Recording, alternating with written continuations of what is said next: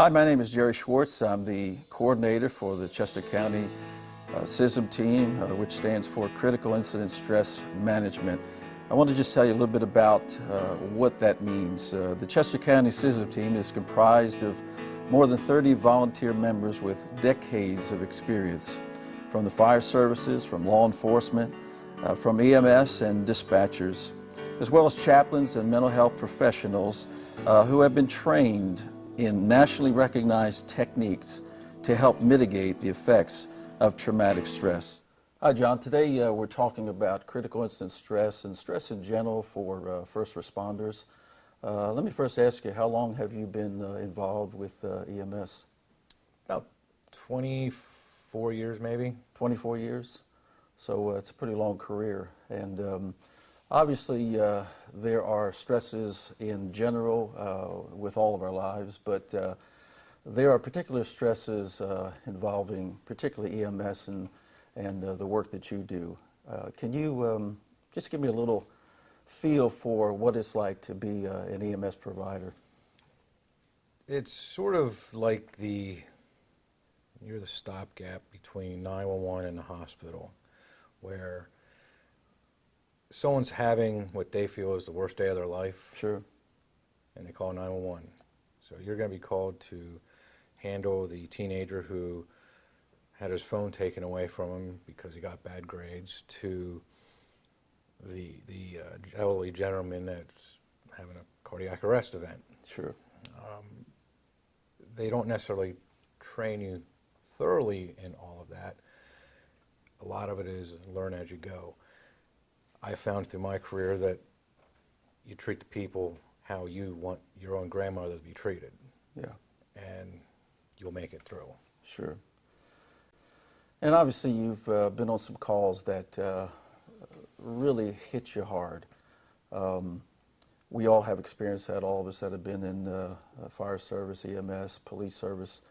Are there some particular calls that stand out that had an effect on you that the thought of it just never goes away? I remember my very first fatal accident like it was yesterday. There was an incident about 10 or so years ago that's still pretty prevalent. It was there were twin boys that were adopted from Russia who, the first week in country, the one twin choked on the all-American food, a hot dog. Wow. And there was nothing my partner and I could do. After the fact, once we saw the x-ray, we realized that there was nothing we could do, but it still hit home pretty hard. Going back even further than that, there was one particular incident, a little boy, he was about, I want to say he was about 5 years old. He was right around the same age as my own son at the time. What stood out with that one was the wall trim. The boy's room was painted. The border. The border trim, the color of the paint and everything was exactly like my son's room. Wow. And another situation, there was nothing we could do. He was already deceased. He was already deceased Okay. when we got there, and I just remember seeing the room was identical to my son's room. And that's something you never forget. No, it's always there, and sometimes it just pops in your head without even thinking about it. Now, when you went through those critical incidents, what did you use? What ways did you use to kind of process that and get over it in a sense? There's really, back then, even 10 years ago, CISM wasn't necessarily a widely used tool, and even today it's not used as often as I believe it should be. Mm-hmm. To get through those situations, my first fatal accident, I just went about my day, and after a few weeks it curtailed itself out. Yeah. The little boy from Russia, again, it was one of those things that just, I was upset for a few days, and so I never personally went through an actual debriefing Mm-hmm. for it. Mm-hmm. I can tell you, for the 5-year-old little boy with the same run as my son, I went down a path I believe a lot of us probably do, is we find relief at the bottom of a bottle, Yeah. which is not healthy. No. And that leads to multitude of things, and I, like a lot of people in this field, am divorced. I'm on my second marriage, and I do believe some of that is because of internalizing what we shouldn't be. Yeah, yeah. Well, I sure appreciate the fact that you've been a first responder and attended to hundreds and hundreds of people and helped so many people live and save lives and help injured people. It's sad that sometimes we deal with what we would refer to as invisible wounds that sometimes fester for years. And many times we don't realize why things are the way they are, or the way we feel, or why we're not seeing things change the way that we want to see them change. And many times it relates back to some of those difficult emotional stresses that we deal with in emergency services. Do you feel that, and I know in some of the critical incidents with some of the people that you help supervise have been through some real traumatic events even recently, do you feel that the CISM process is something that has been helpful to them? I would have to say yes, only because recently one of my crew was faced with a situation that is, I would consider, uncommon, and they went out to a call where they personally knew both people. Yeah. I got the phone call about the incident the following morning. I immediately started to work, and I started making the phone calls because I kind of knew this was going to be one of those events where they need to talk to somebody. Yeah. After speaking to them both, I got the feeling that my assumption was right. And then I guess you and I had spoken and got that ball on the road to get them into a discussion. After the debriefing, I spoke to both of them, and they both actually said it actually didn't necessarily answer the whys, Sure. but it helped them understand that you can't save everybody. And that's something that's important to understand, is we can't save everybody, and you have to come to a point in your career that is realized, and that does help. Yeah. Every first responder will face the possibility of injury every time they answer the call. But the effects of post-traumatic stress or the invisible wounds, as we refer to them, can last longer and sometimes be even more devastating to the life and the career of an emergency worker, even than those physical injuries may be. Well, thanks for coming in today. Not a problem. Thank you. We're talking about stress in emergency services, and particularly critical incident stress that I know you, as well as any one of us that's been involved in emergency services, deals with more often than we realize. First of all, how long have you been involved in EMS and fire service? Fire for 12 and EMS for 10. Wow.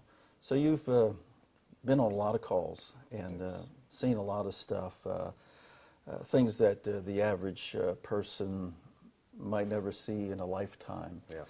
What is it like to have those kind of stresses on a regular basis? At first, it was shocking, some of the things I would see, and especially when I was new to it and I was working in a more urban environment. As it gradually progressed, as I got more experienced, and I kind of became numb to those things. Mm-hmm. And I didn't realize it until, I'd go home and wouldn't even think about it. And I worked night shift, go home, grab a beer, and it progressed from there on. Mm-hmm. So a lot of it, and I don't know if I did it just to numb myself, but then I saw a gradual progression of a spiral, more or less. Mm-hmm. Did you ever think that it was because of those stresses, those incidents that you're involved I with? think some of it had to do with it, Yeah. absolutely. Yeah, Some of the times you see the worst in people sometimes. sure. Sometimes you see the best in people. But usually it's the worst of, Yeah. of what people can do to each other and themselves. So normally, as you said, you'd have a beer maybe and try to relax and so forth. Any other ways that you try to cope with some of the stresses of the job? No, not really. I worked 2, 3 jobs at the time. I didn't really have time for any kind of social life, and didn't really have any hobbies since I was a younger person. Since I've gotten more into hobbies, I fish with my daughter. Good. Took that up again, and I haven't had a drink in over 2.5 years. Wow. So it's more enlightening now. That, and my daughter's growing up, my son's growing up, so I don't want to miss that. Good for you. That's good. Now, obviously, you've experienced some really traumatic incidents. I know there's probably many that you could refer to. I know there was one incident not too long ago that maybe had a more profound effect on you than maybe some of the others. Can you just talk a little bit about what that was like and what that experience was like? The fact that I knew both of the people involved, that really kind of set it off after everything had happened, and I'd spoken with everybody involved up until the meeting that we had here. But just realizing that there was somebody that you knew and you've known for 20-some years that could do that to another person, and you never saw it in them. Yeah. It angered me after the fact. The whole incident was a blur. Even though I remember everything that happened, but it just happened so fast. Yeah.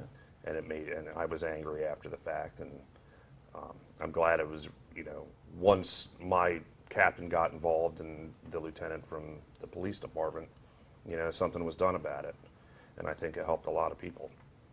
Something was done, you mean, as far as a debriefing? A debriefing, yes. They set up a CISM that had never been offered to me anywhere I've worked before. Is that right? Okay. And how many years again? 12 years, you said? 12 in fire and 10 in EMS. So you've never had any kind of connection with the CISM debriefing or No. A one-on-one or anything like that? No. Okay. So we had a debriefing, and how did that go, and what positive did you feel coming out of that? I think it went very good.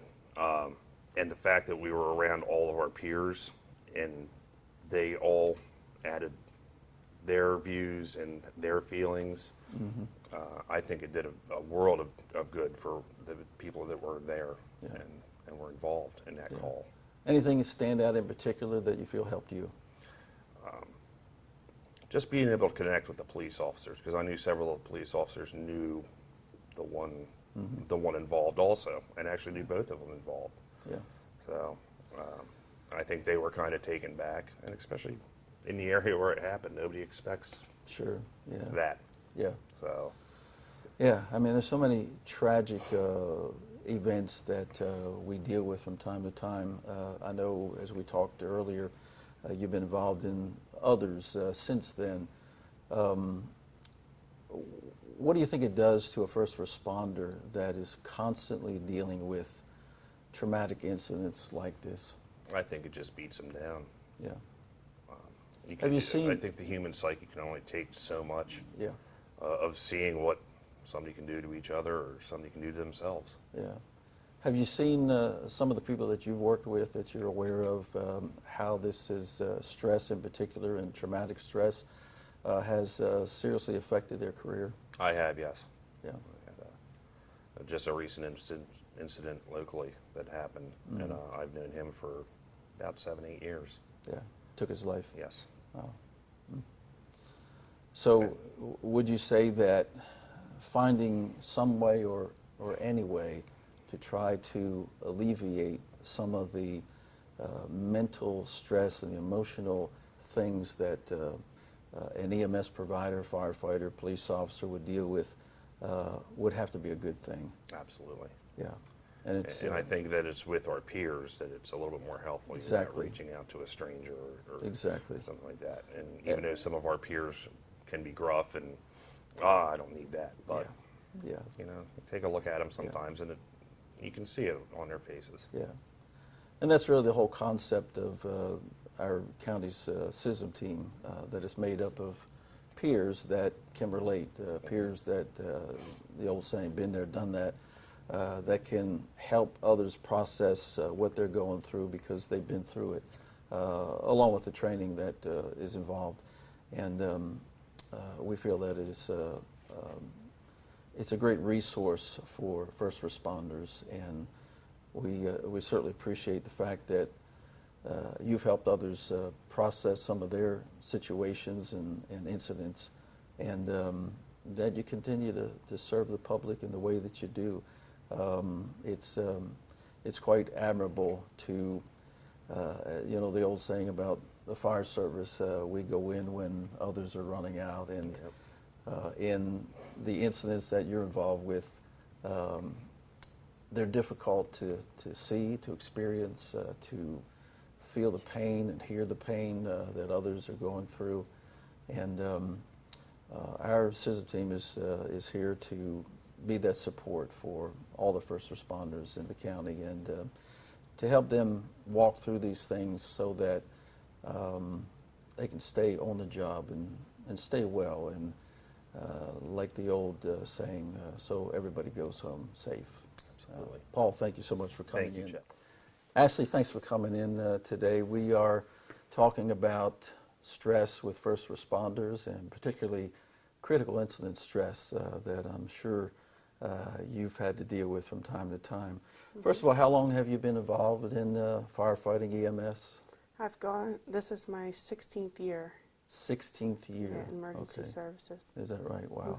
So obviously you've seen a lot of stuff. You've been on incidents that a lot of times they go good, and sometimes they don't turn out the way that we all would want them to. Can you talk a little bit about some of those incidents and some that had a real effect on you that kind of stay with you? Sure. When I was about 16, 17 years old, I was dispatched on an ambulance to a multi-car accident on a high traffic, high speed area. We get there and it's a minivan versus a car. In the minivan there was two sets of parents, a mom, dad, aunt, uncle.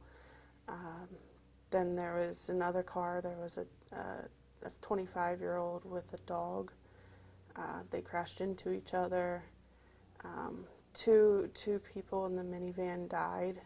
The one in the car died, and the dog passed away. Wow. Yeah. What when you came back, I mean, obviously you do your job when you're there and do what you can do to try to save somebody's life, and for some, it's too late. You said that you actually held the lady in your arms when she passed. Yeah, I was holding C-spine on the one lady, trying to talk to her, keep her alive, and then as the call went on, as they're trying to extricate her, get her out of the van, she basically took her last breath while I was holding her head still. I know when you get back to the station and go home, surely the thoughts and the, as it were, the videotape plays over and over again. What was that like? I broke down and cried. I just felt so sorry for the family, and I just kept replaying the incident, and it was just a horrible thing to go through. So I just couldn't handle it anymore, where I just broke down and cried. Now, was there anything that you did or knew to do to try to alleviate some of the stress that you were dealing with? Talking. I talked to my co-volunteers, and that they actually activated the CISM team shortly thereafter the accident. And I just knew to kind of try not to think about it as much until we actually sat down and talked. Okay. And then you sat down with the CISM team for a debriefing, and what did you take away from that experience? Well, I got a lot of closure from the incident because I heard everybody's story, everybody's version of the call, what everybody's role was in the call, what they were feeling about, and that helped me move forward because I knew I wasn't the only one. It answered all the questions I had. I was just a better person leaving that because I knew it was just a better. So it was like a certain amount of peace came that, okay, this was abnormal, but my reactions to it were normal. But now I understand some of the things I can do to deal with the symptoms that you were dealing with. Yeah. So it was a real positive experience then. It is. Is that something that you would recommend to other first responders? I would definitely recommend it to anybody who, even if it's a simple call, that Yeah. they don't even think that it's worth calling. Just a call, Yeah. just to have somebody to talk to. Rob, good to have you come in today. How long have you been involved in firefighting and EMS services? Been in fire and EMS 6 years. 6 years. So in 6 years' time, would you say that there's a little bit of stress involved with the job? A little bit. A little bit? Here and Okay. there. Here and there, okay. Now obviously, in 6 years' time, you may have been involved in a few incidents that we would term critical or traumatic. Anyone that stands out to you in particular? One that stands out to me the most would have to be a call up at St. Peter's where a child unfortunately lost his life at the end of it due to a drowning. That one kind of hit home. Yeah.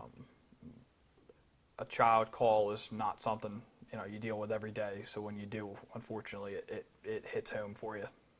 And I think you share with me that the time involved in that call, you performed CPR for an extended period of time. Yes. Is that correct? Yes. I went from the rescue truck to the ambulance and volunteered to get in the back of the ambulance and help with care in the back of the ambulance, and rode in the back of the ambulance all the way to the hospital. And unfortunately, our efforts were not successful. Yeah. How did that cause you to react? It hit me like a ton of bricks. Yeah. It felt like somebody drop kicked me. It was definitely hard to handle. Definitely hard to handle. Not something you process immediately. I mean, it takes you a couple minutes for it all to process that. We did the best that we could, and unfortunately, the best we could do wasn't successful, unfortunately. Yeah. Yeah. So after the incident, did you have symptoms or reactions that were hard to deal with, lack of sleep, different things like that? Yeah, the first probably week or two after the call, I didn't get a lot of sleep. It was something that just wouldn't leave my mind. Yeah. No matter what I was doing, it was constantly on my mind. I wasn't 100%, if you will. Yeah. Did you feel like that affected your normal life as well as your first responder life? It definitely did. It took its toll on a lot of different things, my personal life as well as my professional life. And still to this day, every time I hear a call go out for that place, it definitely hits home. That it makes me revert back to that day, think about the incident that occurred that day. Okay. So you're having trouble sleeping. What other symptoms did you deal with? A little bit of anger, and every time we were dispatched to that certain place after that, it was almost a struggle to put my gear on and get in the back of the truck to head out. And it was definitely an experience I'll never forget. Okay. It was definitely one of those things that no matter how hard you try, you don't immediately get over it, if you will. Sure. Things take time to process, and you just do the best you can and reach out to the resources that are given to you. Now, somebody had noticed that you didn't seem to be doing real well. You weren't quite normal. What came out of that? Somebody asked you to maybe get some help or go see somebody, talk to somebody? Yeah, I believe it started with my younger brother, Okay. who was also a firefighter. That he had mentioned that I was on the call and asked me how I felt, and I told him, and him and I talked, and as brothers, we had a heart-to-heart conversation. And shortly after that, I approached my deputy chief and explained to him that I was having a little bit of difficulty, and he referred me to you, and I got in touch with you, and I came down here and met with you, and that was definitely a huge step. Definitely something I don't regret at all. Good. So after our meeting and kind of doing a one-on-one debriefing with you, just discussing some of the things that you've experienced and how to process that, did things change, things get better? Absolutely. Absolutely. Okay. It felt like a weight was taken off my shoulders. Okay. It was a lot easier to deal with then, knowing just you putting my mind at ease and giving me strategies to help cope with this situation and cope with the stress of it all. Yeah. So with all the other first responders out there that may view this or hear you, what would you say to them if they were struggling with some of the things that you've struggled with? One of my biggest things in this business is that if you go for help or ask for help, you're viewed as not strong enough. Mm. And I don't agree with that by any stretch. Yeah. It takes a true person to know themselves and know their limitations to stand up and say, I need help. Yeah. Rather than hold it inside, because holding it inside does nothing other than eat you alive. It'll bother you. It'll definitely take its toll on you personally. Mm-hmm. And help is not a bad thing. And unfortunately, there's a lot of first responders that take their lives every year due to that, and that kind of bothers me. Responders who have enough courage to help other people don't have the courage to help themselves. Oh, wow. Don't have the courage to reach out and ask for help, use the resources that are available to them. Yeah, wow. That's quite a statement.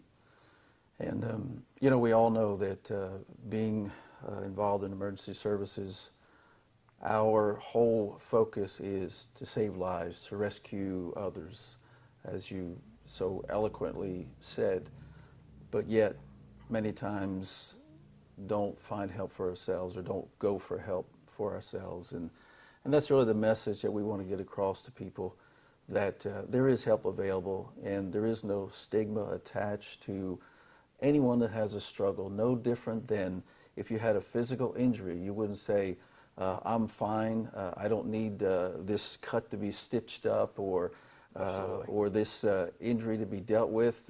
You go to a doctor, you get some help, you get it fixed, you get it sewed up, you get it patched up, you minister to burns, whatever the case might be. And it's no different in the mental and emotional stresses that we deal with.